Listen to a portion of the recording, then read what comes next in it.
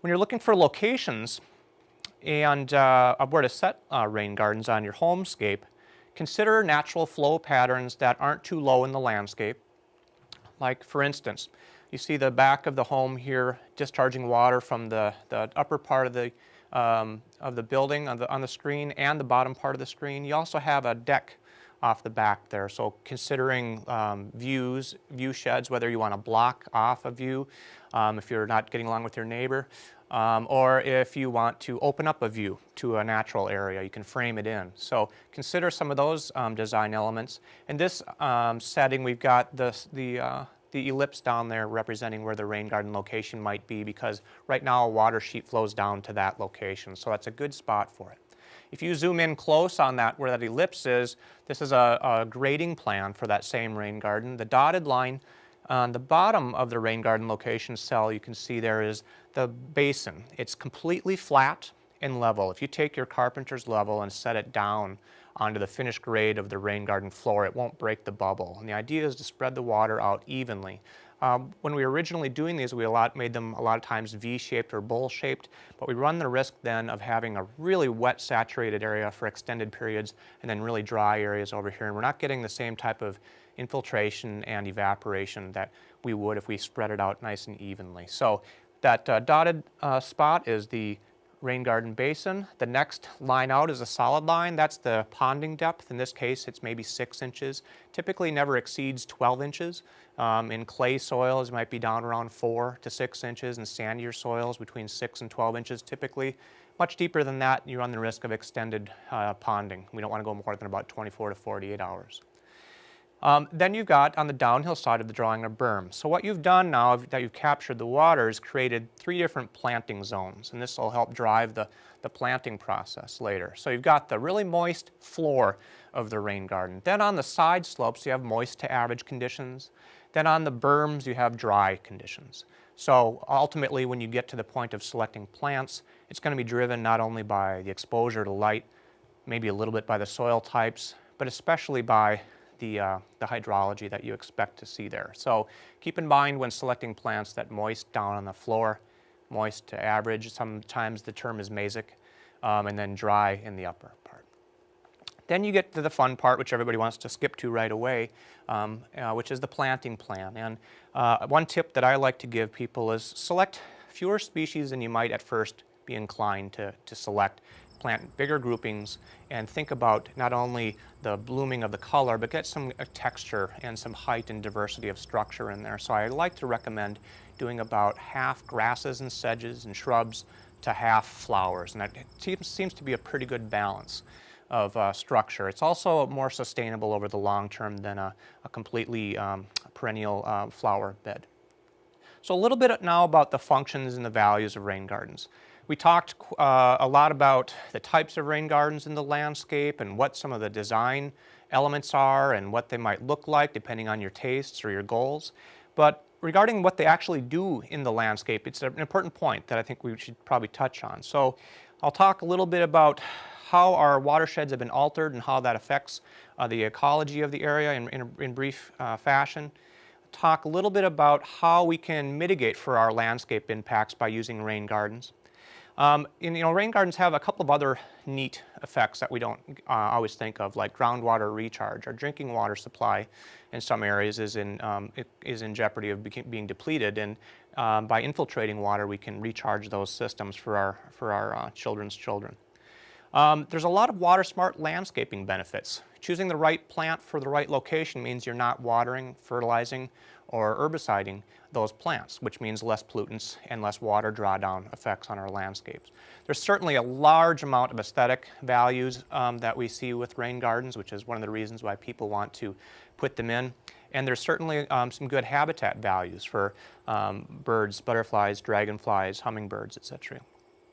So a little bit about our landscape and how things have changed and why we might consider doing rain gardens. This is a map of the pre-settlement native plant community distribution in the 7-county metro area in the mid to late 1800s. It's comprised of things like big woods and prairie and wetlands, etc. And all that's really left of that hasn't really been impacted to any great degree are the areas you see left in purple here. And what has been replaced is all of the functions that attenuate or pretty much almost virtually eliminate stormwater runoff. Our plants basically provide about 4 principal ecological functions that eliminate runoff from happening in their systems, or all but eliminated. They intercept water as it's falling from the sky. They help infiltrate water through their good root structure, keeping the soils loose. They evapotranspirate, or turn water into water vapor, put it back up into the atmosphere. Then whatever's left over is flowing through stems, above ground stem structure that slows water down, which drops a lot of the organic material and the pollutants that our landscapes collect between rain events. So by the time the water makes it to our lakes and our rivers and our wetlands, the rate has been reduced, the volume has been dramatically reduced, and the quality of the water making it to our water resources dramatically improved. So we've lost a lot of those functions by developing the land in the way we have in the last couple hundred years here in the Midwest. And what we've replaced it with are things like impervious surface. So as you look from a satellite photograph or a plane photograph from the sky and look down across the landscape, and you look at how much impervious cover, or roads, parking lots, buildings, sidewalks, things we all need, but as you increase that percentage across the landscape of the cover from 10% up to 30%, 50%, and then you get into a more urban area like downtown, St. Paul, Minneapolis, around 80%, a lot of things change pretty dramatically. The rate of water increases tremendously. The volume of water increases tremendously, and then the quality of the water leaving the system into our lakes and rivers is pretty cruddy. So again, when you look at, in the upper left cell, a natural ground cover, in worst case scenario, maybe 10% of the water falling from the sky is converted to runoff. In prairies, it's actually less than about 1%. Once you get down to the bottom right-hand side of the screen into our urban setting, the whole equation is flipped over. Instead of 50% of the water falling from the sky getting converted to drinking water eventually, or infiltration, now that 55% is being converted, 55 to 65%, to runoff.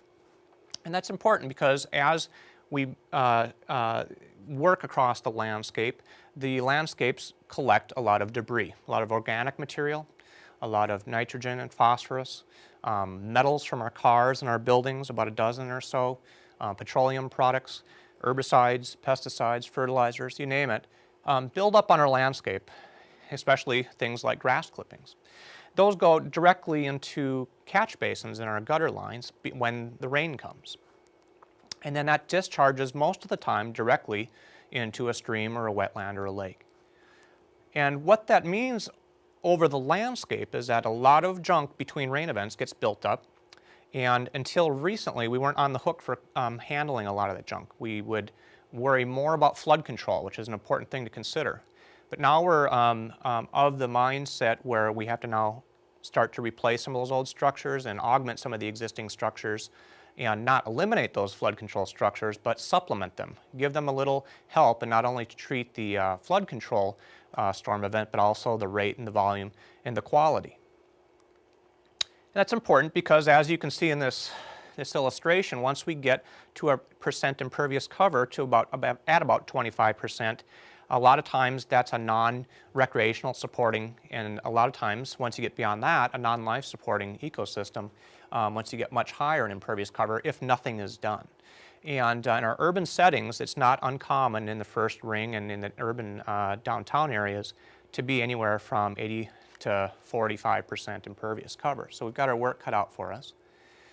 What that means from a rate control is when we increase the rate of the discharge from our watershed into our stream channels, we see a tremendous erosion potential. So as we're increasing the volume and increasing the rate and dumping it down a natural channel, that channel has to reform itself and adjust to the new volumes and rates, and the soils lose their ability to hold together, and a new channel is being formed. What that means is a lot of sediment transport